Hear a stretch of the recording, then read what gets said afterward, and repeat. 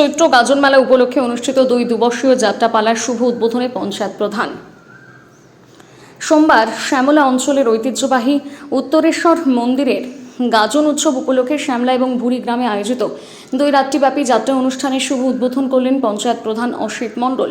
এদিন প্রথমে পঞ্চায়েত প্রধান অসিত মণ্ডল, লালটু কাজী, বুধন রুইতা, সোনু রানা সহ আরও অনেকে উপস্থিত থেকে বুড়ি গ্রামে অনুষ্ঠিত হতে চলা প্রথম দিনের যাত্রা অনুষ্ঠানের শুভ উদ্বোধন এবং পরে একই দিনে শ্যামলা গ্রামে অনুষ্ঠিত হতে চলা প্রথম দিনের যাত্রা অনুষ্ঠানের শুভ উদ্বোধন করেন।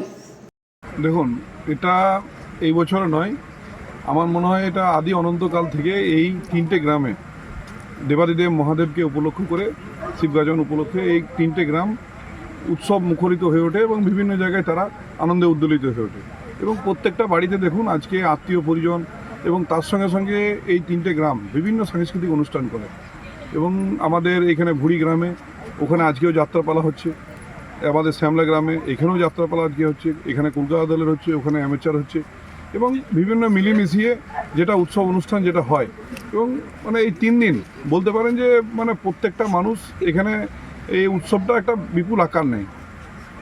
আচ্ছা, এই কতটা মানুষের সারা উদ্দীপনা রয়েছে এই উৎসবগুলোকে কেন্দ্র করে? ভীষণভাবে এটাকে আমি আজকে যে প্রত্যেকটা বাড়িতে গেলেই বুঝতে পারবেন যে কেমনভাবে উৎসাহের সারা আছে, এই উৎসবটাকে কেমনভাবে তারা পালন করে।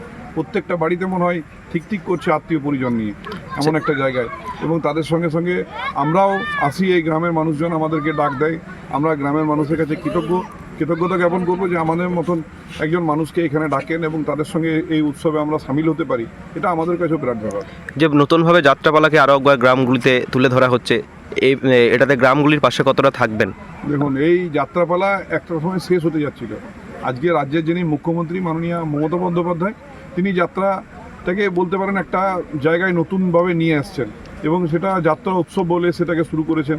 সেই জায়গায় প্রত্যেকটা যাত্রাপালাকে যেন বিভিন্ন জায়গায় তারা সুযোগ সুবিধা থেকে যেন কোনো বঞ্চিত না হয় তার চেষ্টা করে এবং তার সঙ্গে সঙ্গে আমরাও চেষ্টা করি বিভিন্ন গ্রামে এই যে যাত্রাপালা হয় তাদের সঙ্গে যেভাবে সহযোগিতা করা দরকার হয়, আমরা যতটুকু সহযোগিতা করার পাশে থাকার সেটা আমরা থাকি।